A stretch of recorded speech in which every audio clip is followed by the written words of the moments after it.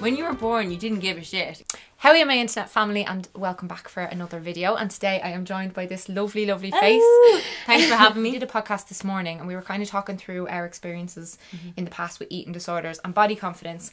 And one of the most requested things I ever get online is to talk more about body confidence.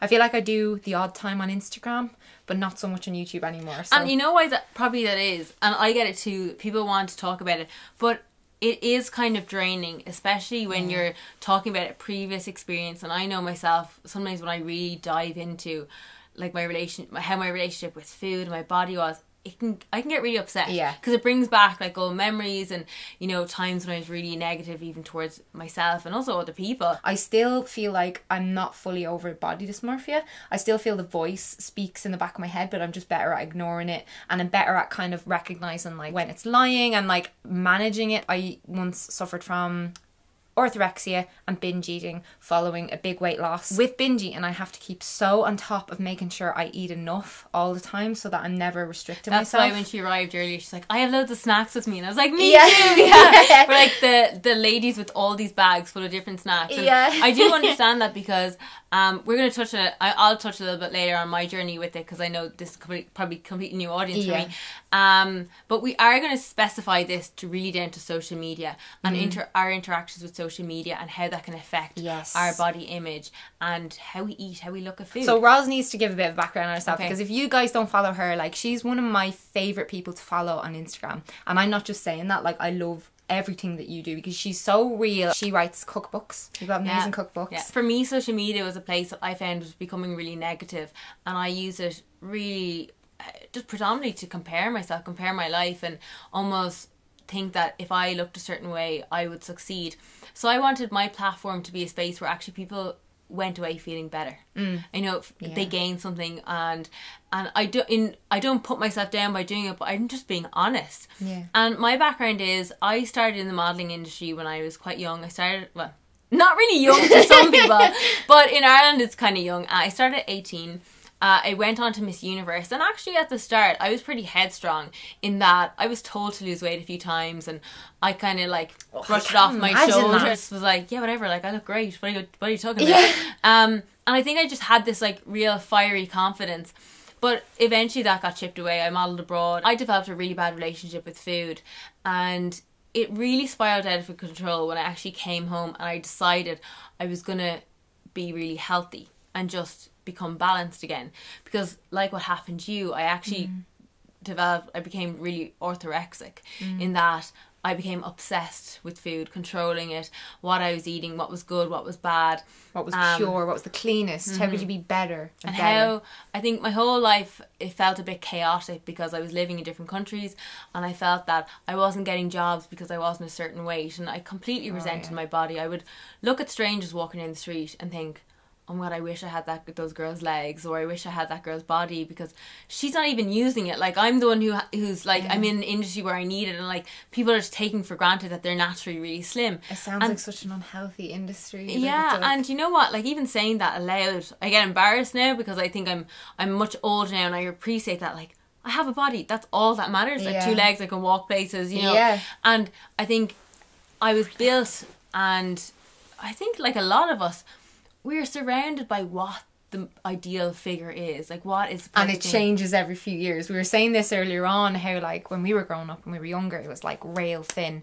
and it was just a case of like, just stop eating so much and you look like this. And nowadays I feel like what the ideal is almost big just bum, tiny waist, big boobs. I guess, you know, just bring it back to when I kind of developed a really bad relationship and having a chaotic life, control.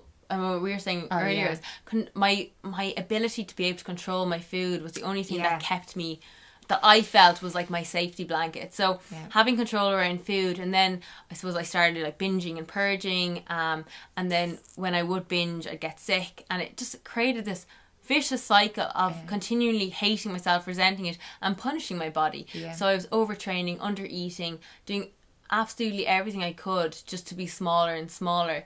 And it doesn't ever lead to that feeling of like, all right, I'm here and I'm happy and I'm this and I'm that. It's just always like you get there and then you're chasing being smaller and being smaller. And then like, even if you get to like this desired like size or whatever it is, like, and you're suffering, like you're physically suffering, your health is suffering, you're mentally suffering, you'll start focusing on some other physical thing. So like me and Roz's whole thing is like looking at yourself as a multifaceted, layered person with so much more to offer than your outside, because your physical body will change throughout your life. You know what I mean? It's not something that is ever going to be like, your relationship with it is what has to change. It's not your body that has to change.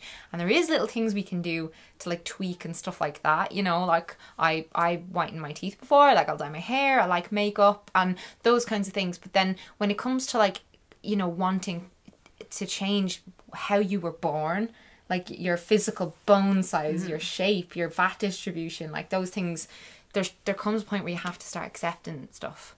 And I think, like, I know everyone who's watching this can relate to it somehow.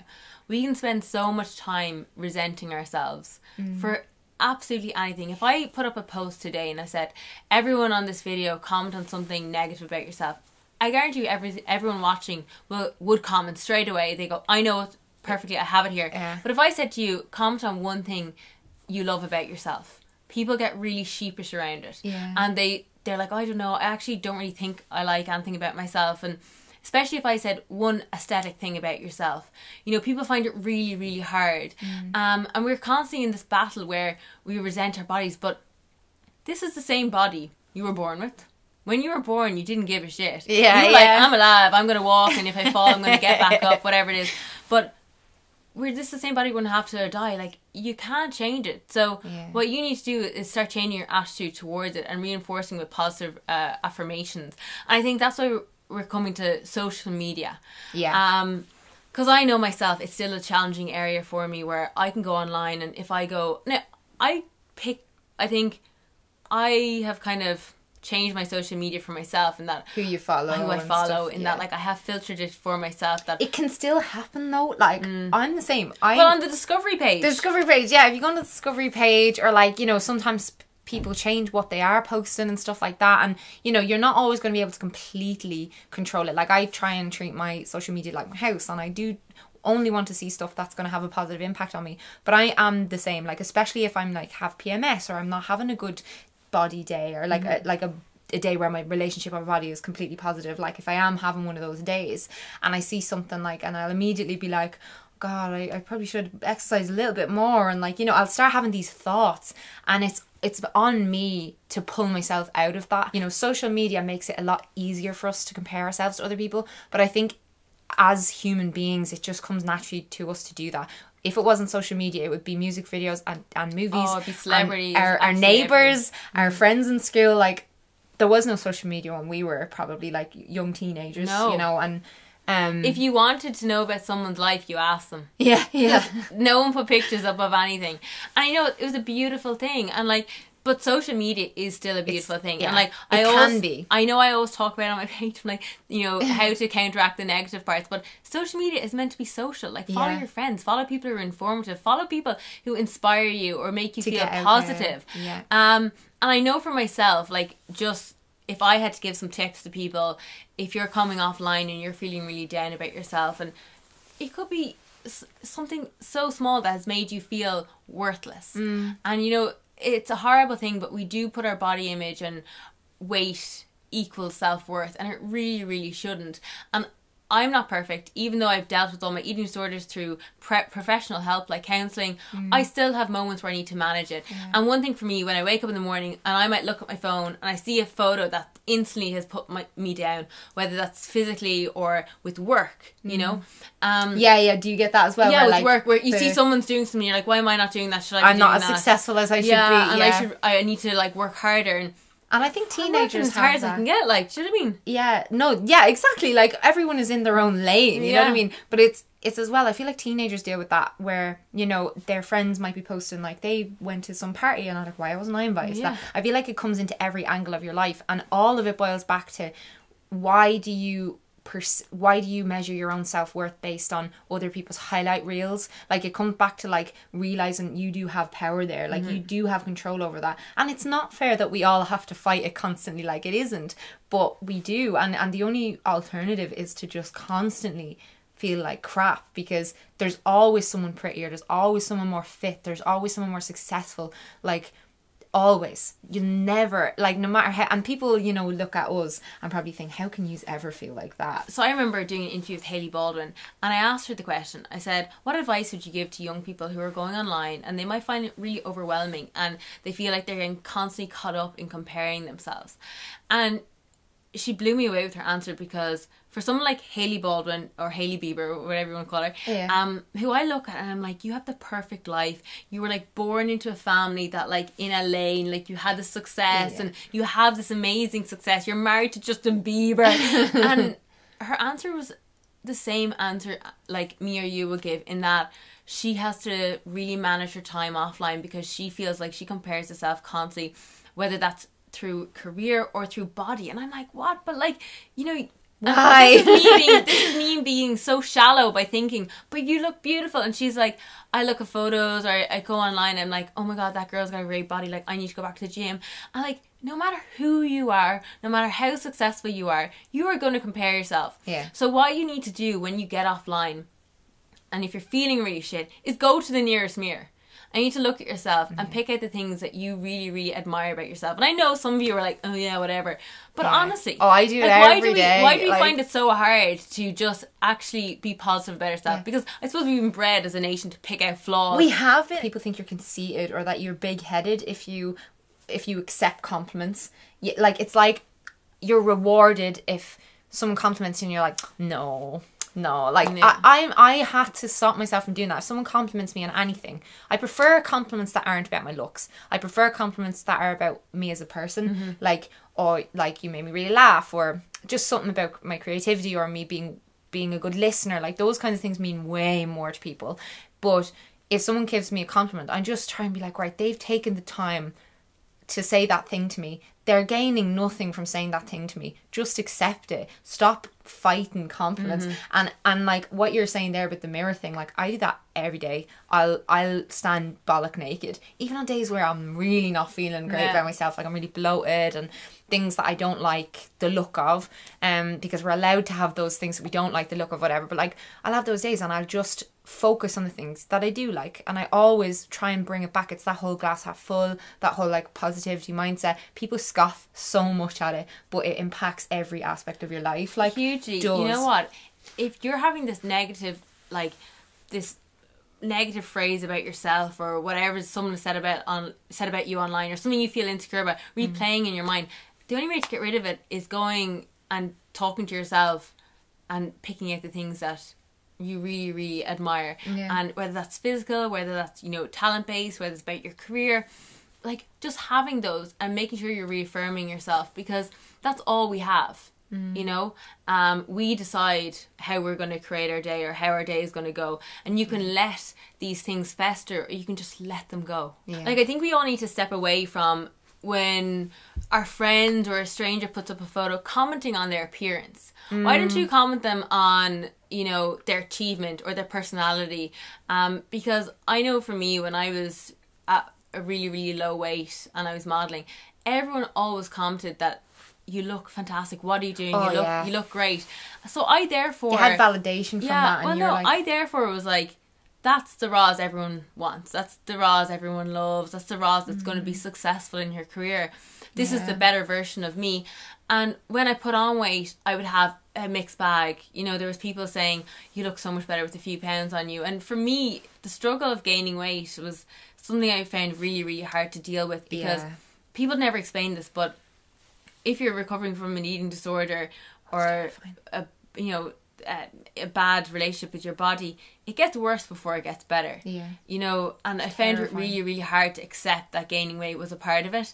So I had people, you know, thinking that they were being complimentary, or then I had, you know, people being like, oh my god, you've gained weight. Just don't comment. Don't comment on it. Why is that doesn't change my worth as a person at all. It doesn't change my value in society. So, you know, just get away from that. Like, if someone comes in and go, oh my god, you look so happy, you look really happy in that, you know? And I think, like, this is a problem in both directions right now, because, like, there is a lot of people trying to, like, you know, get everyone else over the whole thing of like, you have to be really skinny and you have to look like this. There's a lot of body positivity, like models and role models and stuff like that. But it doesn't matter that, like, it's still a case of that all the comments are about their body. All the comments are about how they look. It's like, you look this, you look great, you look like, why can we not just exist physically? And like, maybe, you know, I try and leave comments like, you know, if someone's like super dressed up for an event or whatever, just be like, you know, recognize that they put a lot of effort into the fashion and the makeup and this and the other. But when it comes to like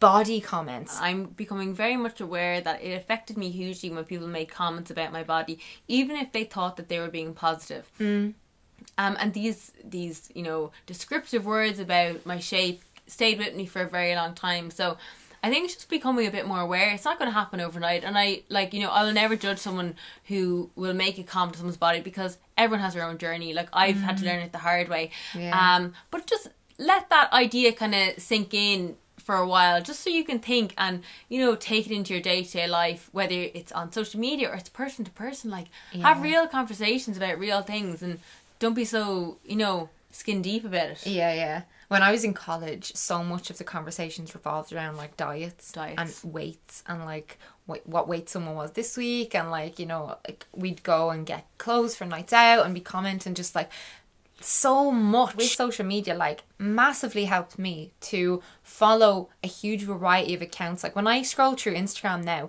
it's like food recipes, cute dogs, book posts, you know, some posts by models, like all different kinds of models. I follow people of different sizes and different colours and different shapes, and that makes me kind of see that there's such a scope of like beauty and out there, and like of like amazing people doing amazing things. And it's not this like, and some people do forget to unfollow people, you know, they might not realise that they can control that. Like social media, like, you forget that you can control it, you know.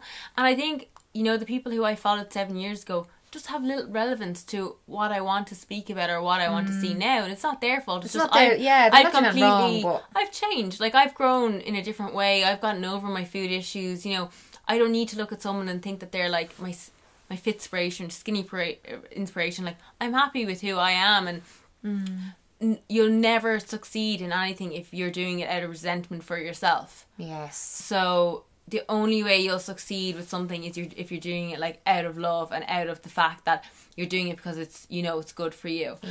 That's one thing.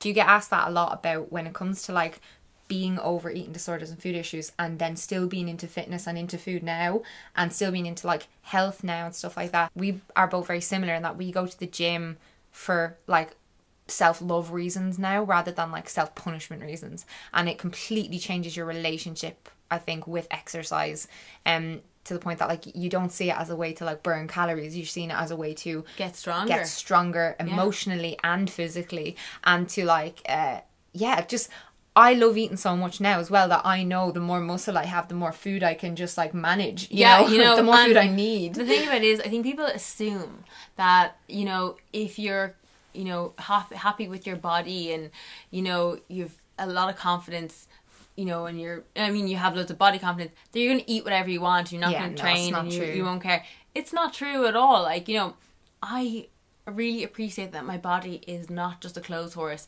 It has a function to protect me.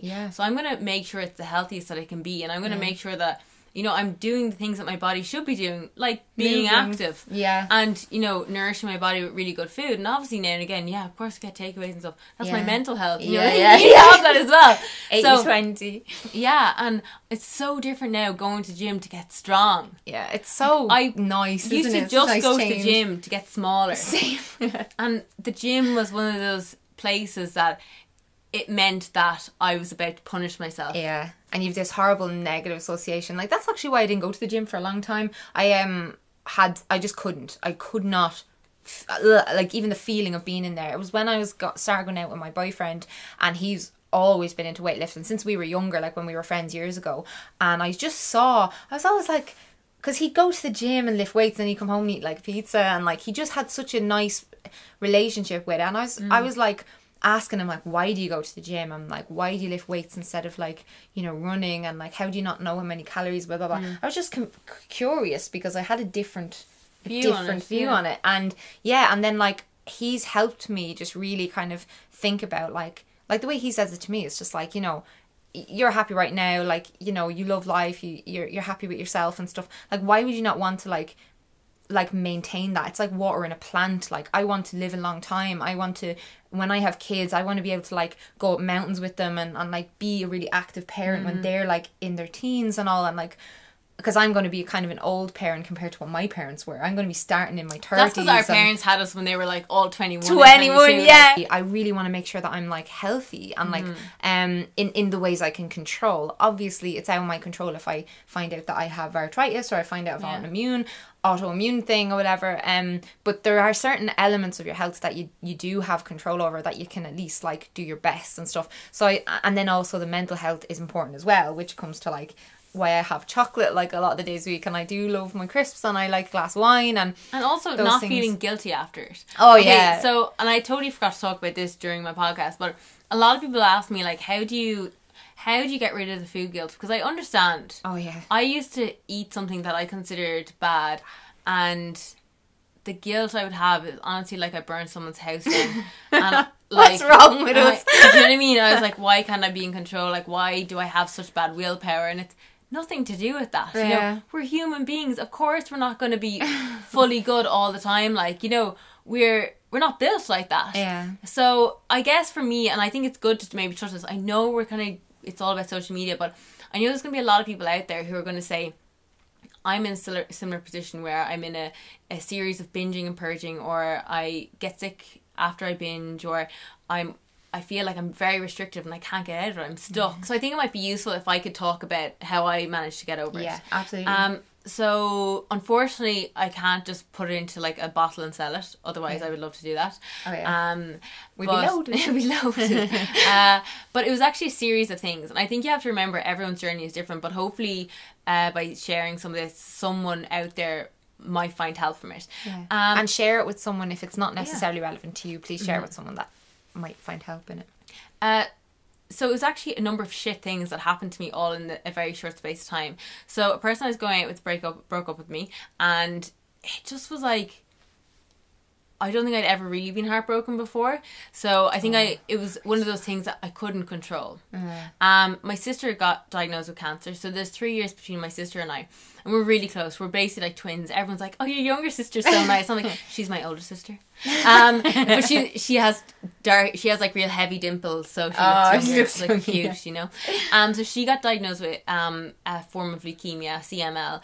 So it was obviously a huge shock to our family. And those two things happened like side by side. I just realised that all these things happened that were out of my control. And you know what? Although my world kind of paused, it didn't completely fall apart. And I learned to realise, I think, especially with my sister, that I spent so much time resenting my body, but the only thing we need to worry about is that we're healthy. Yeah. Because my sister, who, you know, we would have been quite the same. Like, I had a really bad eating disorder, and I was, you know, really, really on an extreme. But, you know, her, like a normal girl, you know, she was always like, oh, I better lose weight. Or, you know, that's always a female thing, like, better not eat that and do this. And her journey with cancer, we were living together at the time, was very much, we just wanted to nourish each other. Yeah. We just wanted to make sure that our bodies were not being punished, that they were being absolutely flourished, in that we exercised, we ate well, but like, we also just let them relax. Yeah. We also took a day off the gym. We were listening to our bodies more, and it completely changed my relationship with my body. And now, obviously, my eating issues had nothing to do with food. It was all down to control and, you know, rejection from the modelling industry, things like that. I wanted to be able to heal my relationship with food and my body. I think with that year in mind, like, I went to counselling, I went to CBT, and I know Melanie's probably talked about that before, cognitive behavioural therapy. Yeah, unreal. So I think a combination of, like, going through a really hard time, understanding what my priorities were in life, going to counselling to be able to deal with my irrational thoughts around food and my body, and what tools I could use to counteract them and manage them. And the last thing, I think, which, you know, I always try to bring back to, because I always think it's really important talking about a sensitive subject like this, is professional help is, you know, it's there. It's out there. So, you know, CBT was fantastic for me. And also going, even though my eating disorder had nothing to do with food, I think I was relearning about food and re-educating myself. So going to a nutritionist or a dietitian, because we're not taught that in school. No. Like, you have your own weird rules and understandings around it. That's all based around your eating disorder. So to like actually strip it back and understand what you need. Yeah. And, I went from a lifestyle of being obsessed with calories and obsessed with my weight to being like, okay, I need to stop this. I went to counselling. I was like, I can't look at my numbers anymore. And then maybe 1 or 2 years later, I actually went to a nutritionist, dietitian, and started looking at macronutrients and understanding that I could eat a lot more than I ever thought. I ran half marathons. I did so much on hardly any training food. on hardly any food. Like, I eat massive portions. Even my boyfriend sometimes be just like I love that you love your food so much. My like, boyfriend always says that to me too, and I'm like he would come back from holidays and my boyfriend's like, he's very trim, and he would be like, no, I don't want the portions that you would eat. I'll have smaller portions because you're training and you're so active. And I'm like, I know. And all my guy friends are like, you eat like one of the fellas. And I'm like, and you know what? It's not in a case that like I'm overeating, but it's a case that that's what your body needs. Yeah, it's like I train so much and I'm always constantly moving that I'm just fueling myself with what I know. You're eating to live. It's such a nice switch to make from like living to eat and living to base your life around food and calories and stuff versus like fueling yourself to live a full life. Like, and it's just a switch that it can just take years. And people are always asking me advice like, how do I see myself differently? How do I just eat when I'm hungry and stop when I'm full? And there's no one thing we can say that will do that for you overnight, because like everyone's journey, and also people's journeys aren't linear. Like you can feel like you're through something and then you find out you're not completely there. And like I kind of had that with body dysmorphia a couple of times where I was like, it's completely gone, like I definitely don't have that anymore. And then I'd have days where I would be my things were my main thing was always my love handle area, like my stomach, because everything that was shown was like small waist, wider hips, and it was never, so I am trying so much all the time to just like give my body love. And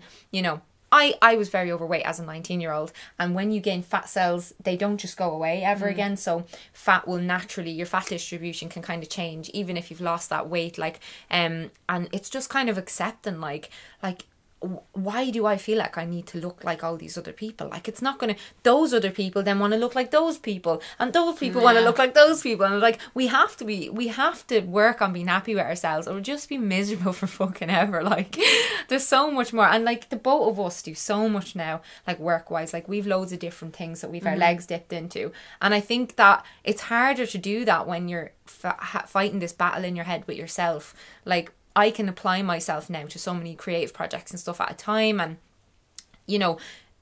but when my life was all about eating disorders and all, that's all I could concentrate on. Like, I couldn't really properly do anything else.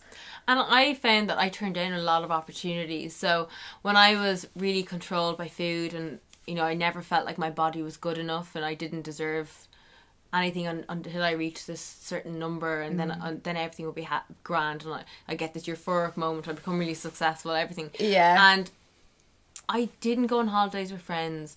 I didn't go to events because I thought I was like, no, I don't want anyone to see me. Photos, and photos. Like, swimsuits. I was so fearful of everything, and like you could see me doing a shoot wearing a bikini, but if I was on holidays, I would not be in a bikini because I wouldn't want people to see all angles, yeah. And I was just so restrictive about not even my food, but doing anything that might potentially mean I would let go, that I would lose a little bit of control. And I look back and I'm like, God, and I never like to have any regrets, but so much time wasted feeling so guilty and ashamed because I wasn't a certain size. And you know what?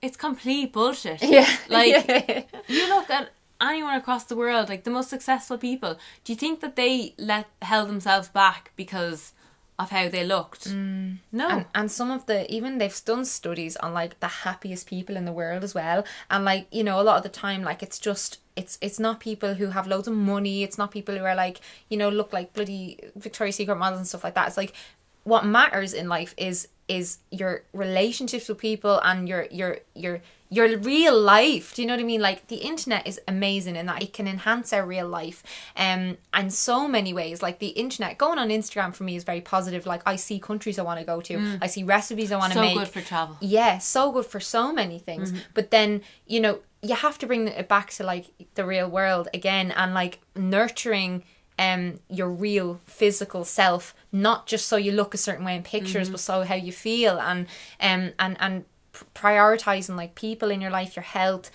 what you're doing, what you stand for, who you are, like, all these things. Like, it's only slowly you start to realize the importance of them. You know, like I say, remember that your real life is so much greater than your online life, and that I think we put so much emphasis on what we're doing online and the engagement we get and the likes, numbers. and we're basing a lot of I know I keep using this word, but self-worth on now it's gone from numbers on the scales to, like, numbers on our social media feeds. So it's just really remembering that we have a real life, and if social media went tomorrow, like, to ensure what do you have if Instagram was just deleted, like, if YouTube was deleted, like, I, over the past, because 3-4 years ago I was so wrapped up in it, and now I'm just kind of like, I'd be happy enough if that just all blew up, like, because, you know, I love it, but it's not everything. It isn't everything, and that's why I try so hard to, like, put out stuff being real and being honest, and, like, Roz does that as well. Like, I love, like, you put up a post recently about, you've put up posts about, like, stretch marks and, like, cellulite and things like that, and just, like, how your body naturally looks, and, like, I am covered head to toe in stretch marks. Like, I have loads of cellulite and all that kind of stuff, and it's kind of, seeing more of that is brilliant, and I'm so happy more women are feeling comfortable to, like, just share it. That's the way we look. It's like, even, like, I put up photos the other day of my leg, like, people are so not used to seeing veins in a leg, because, like, people blur their legs and shit, and you're like, yeah, normal people have veins, and they have, like, you know, hair follicles, and even like everyday stuff that, like, you're not immune from not having that. So I think it's just making sure your social media feed stays positive, stays real, and remembering that it could all go tomorrow. So to make sure that you're spending as much time on social media as you are at home with your relationships and your relationship with yourself. If you guys want us to do another video, you should ask it, and actually we'll do a Q&A. So answer questions. Leave questions in the comments. And then that'll give me a chance to get Melanie in the kitchen. We'll do a recipe. Oh, yeah. Questions in the comments. We will do another collab where we answer all of your follow-up questions to this video. And then I've also linked below the podcast that we did, Bite Back Podcast. And that's linked in the description box. And yeah, like, I love chatty videos like this, because I feel like it's kind of like podcast style. But yeah, if you like my content, you will love Roz's stuff. Like, go and follow her. She's also Irish, and she posts a lot of very kind of in line with me, but you've got more of a focus on, like, recipes and all that kind of stuff, which I'm quite shit at. I'm quite on. You know what it is? I think, like, having eating disorders for so many years, it was also, it makes like, you appreciate food so much more. It was also, I think, actually made me realise that my passion was food, because I was squashing something. It's such a huge part of my life. You know? I'm so happy you like I'm food so happy now. that I'm back to, I'm back to the Roz I was growing up. Yeah. You know? Yeah. That's lovely. So yeah, thumbs up for having Roz on the channel, and I'll see you in another video very, very soon. And go over and follow Roz. Thanks, guys. Bye, guys.